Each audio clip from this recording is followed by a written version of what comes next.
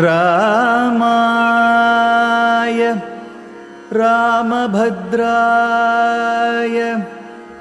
रामचन्द्राय वेधसे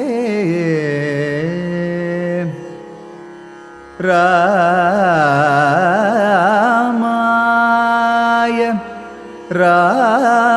रामभद्राय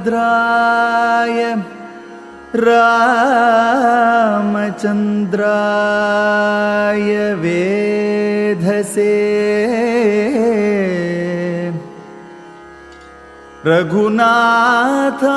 रघुनाथाय नाथाय सीतायाः पतये नमः। श्रीराम जय राम शृंगार रामयने श्रीराम जय राम शृंगार रामयने चिन्तिंपरादेवो चिन्तिंपरादेवो।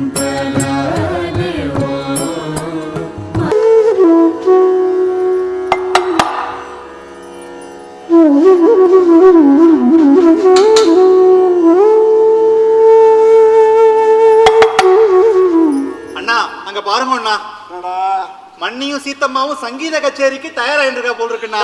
எப்படி சொல்ற? ஆமாண்ணா, தம்பூராவே இல்லாம சீத்தம்மா பாத்திரத்திலேயே சுதி சேர்க்கிறா, மண்ணி தாம்பாளத்திலே தாளம் போட்டு இருக்காளேண்ணா. சீத்தம்மா என்ன விஷயம்? அது ஒண்ணும் இல்லப்பா, தியாகையர் வீட்டு தாம்பாலம் கூட கீர்த்தனை பாடும்னு வெளியே எல்லாம் பேசிக்கிறா. அது உண்மையான்னு நாங்க சோதனை பண்ணி பார்த்தோம்ப்பா. கமலா என்னம்மா விஷயம்? அது ஒண்ணும் இல்ல, சீத்தம்மா ஏதோ சந்தேகம்னு என்ன கேட்டா. சமையல்ல சந்தேகம்னா என்ன கேளு, சங்கீதத்துல சந்தேகம்னா அப்பாவை கேளுன்னு சொல்லிட்டேன். கேட்றாமா?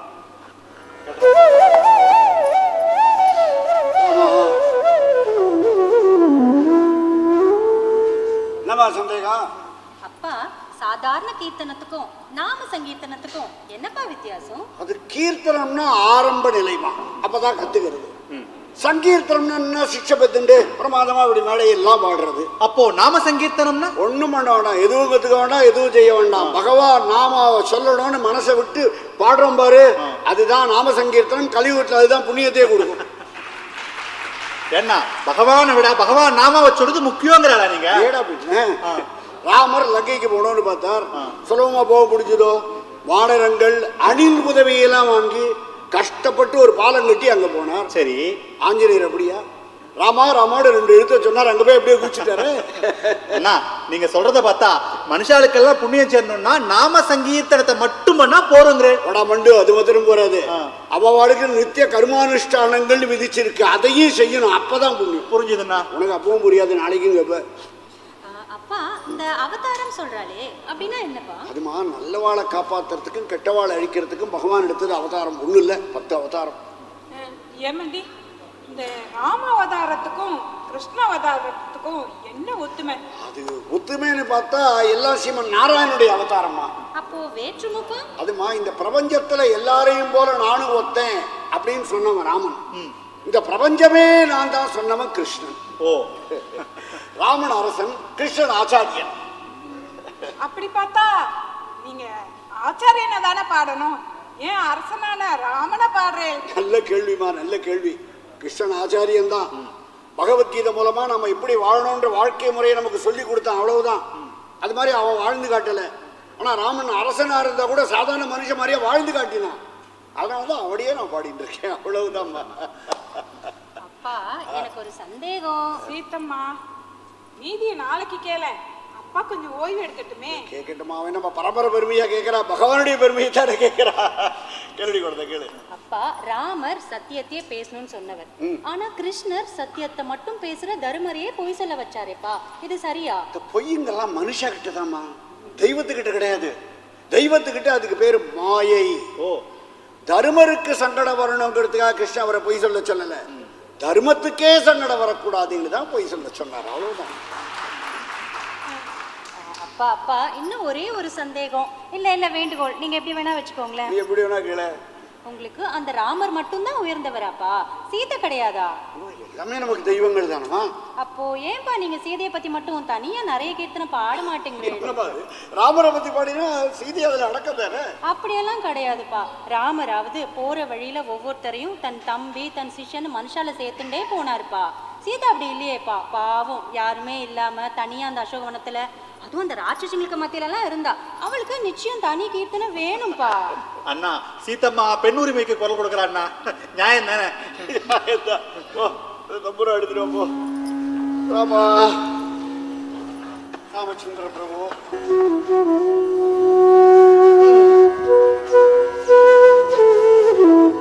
ராமா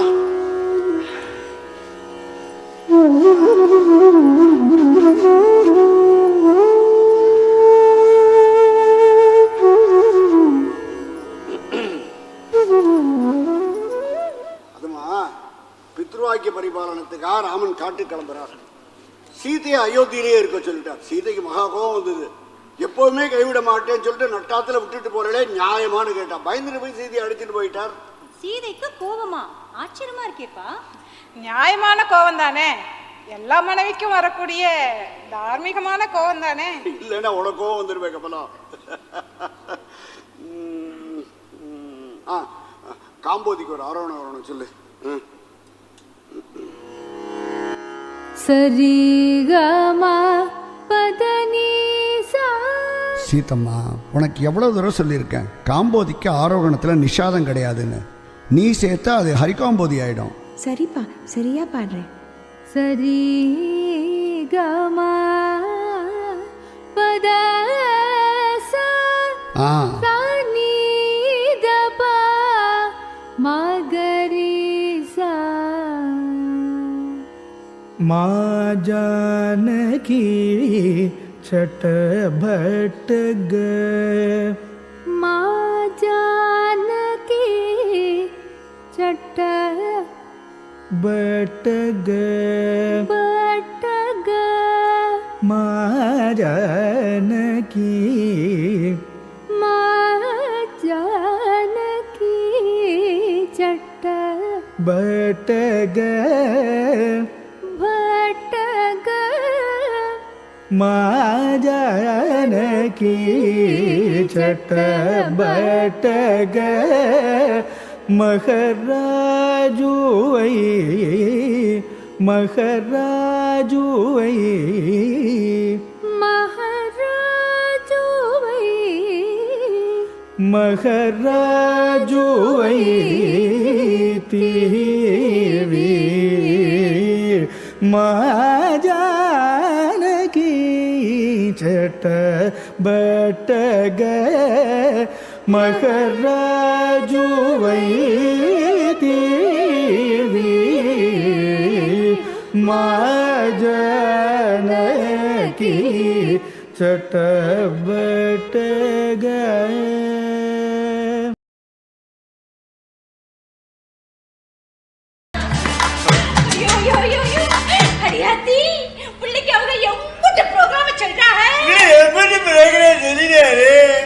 பெரிய ப்ரோக்ராம் சொல்லிட்டா.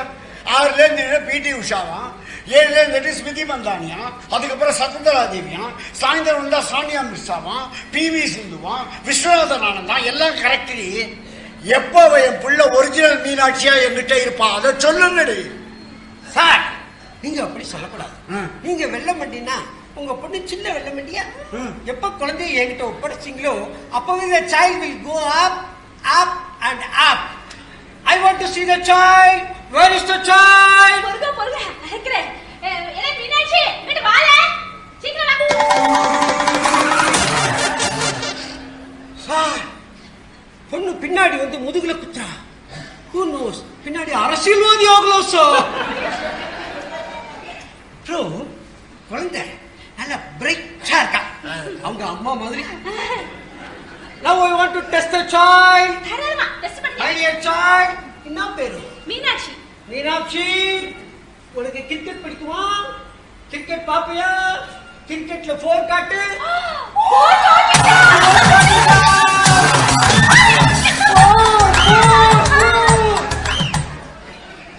மீனாட்சி 6 காட்டு ஒரே six காட்டிட்டா. 6 காட்டு மீனாட்சி லெக் பை காட்டு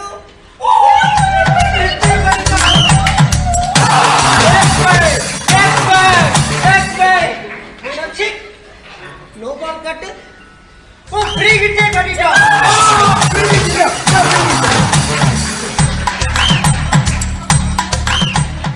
சாரே வெள்ளை மண்டி வச்சிருக்க சொல்லி இரும்பு மண்டியா வச்சிருக்கேன் நாடி சாரே கோமதி உன் பொண்ணை பெரிய பிளேயர் ஆக்க போறான்னு நினைச்சிட்டு இருக்கேன். கடைசியில அம்பையரா தான் ஆக்க போறான். அம்பையரா? ஐயோ. ஏன் அம்பையரா? அதுவும் தேர்ட் அம்பையர். தேர்ட் அம்பையர்னா யாரும் கூட கண்ணுக்கு தெரியாத மூளையில உட்காந்துப்பா படை.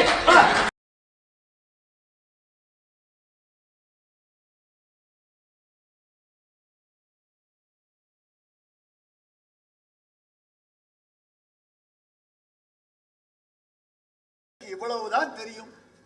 ஜனநாயகத்தை பற்றி முழுமையாக யாருக்குத்தான் தெரியும்? எனக்கு தெரிந்து யாருக்கும் தெரியும் என்று தோன்றவில்லை. ஒருவேளை பூலோகவாசிகளுக்கு தெரிந்திருக்கலாம். வசிஷ்டரும் துர்வாசரும் இப்பொழுது இங்கு வரவிருக்கிறார்கள். அவர்களை கேட்டுப்பார், ஒருவேளை புரியும்படி சொல்லலாம். நாரதா, ஜனநாயகம் கொண்டு வர வேண்டும் என்று துர்வாசர் மிகவும் பிடிவாதமாக இருந்ததாக கூறினாயே, அவர் உன்னிடம் பேசிய பிறகுதானே அவருக்கு அந்த பிடிவாதம் வந்தது? என்ன தேவேந்திரா, துர்வாசருக்கு அந்த பிடிவாதத்தை உண்டாக்கியவனே நான் தான் என்று குற்றம் சாட்டுகிறாயா? நாரதா, நான் வெளிப்படையாக கேட்கிறேன், உனக்கு என்னுடைய ஆட்சி பிடிக்கவில்லையா? அதை மாற்ற வேண்டும் நீ என்னையே விரும்புகிறாய்? உன் ஆட்சியை மாற்ற வேண்டும் என்று நான் எப்பொழுது விரும்பினேன் இந்திரா? உன் ஆட்சியில் எனக்கு என்ன குறை இந்திரா? உன் ஆட்சியில் சகலவித சௌகரிய பாக்கியங்களோடு வாழ வேண்டும் என்று தானே விரும்பினேன் இந்திரா. பின் எதற்காக இதையெல்லாம் ஆரம்பித்து வைத்தாய்?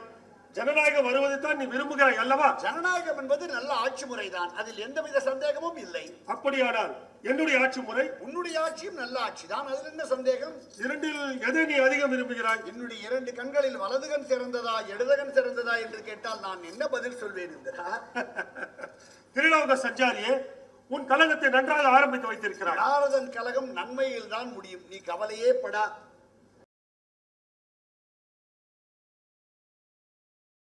மகாலட்சுமி,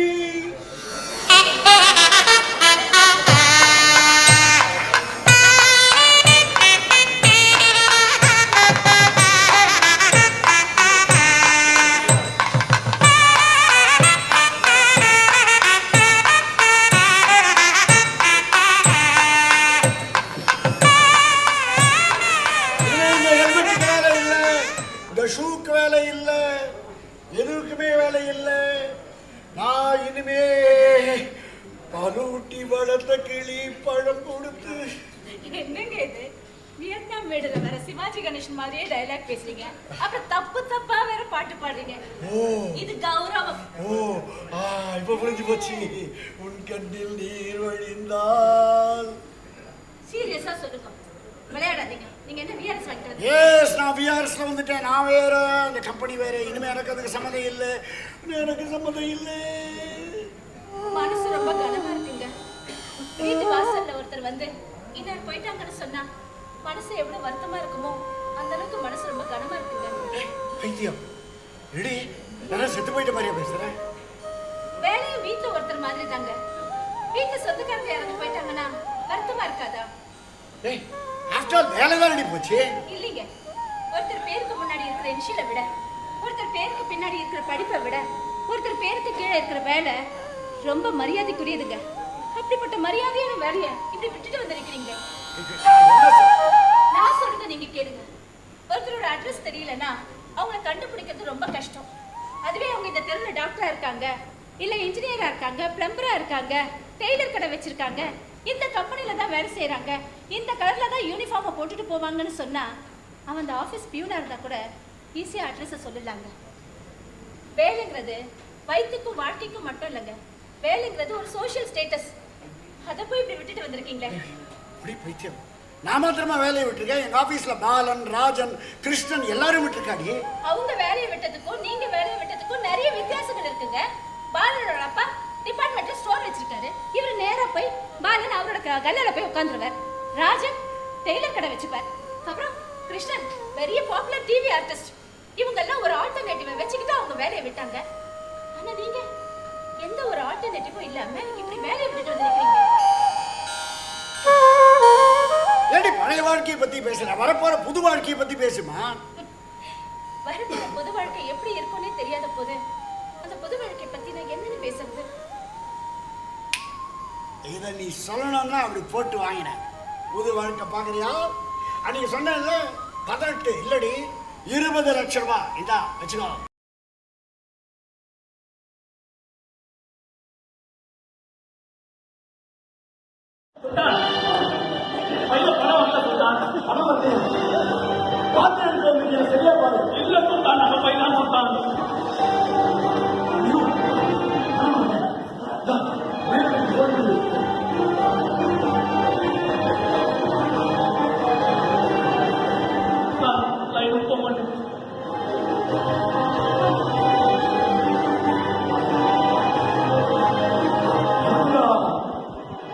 மேலிடம் நம்மை கைவிட்டு விட்டது மதுரா.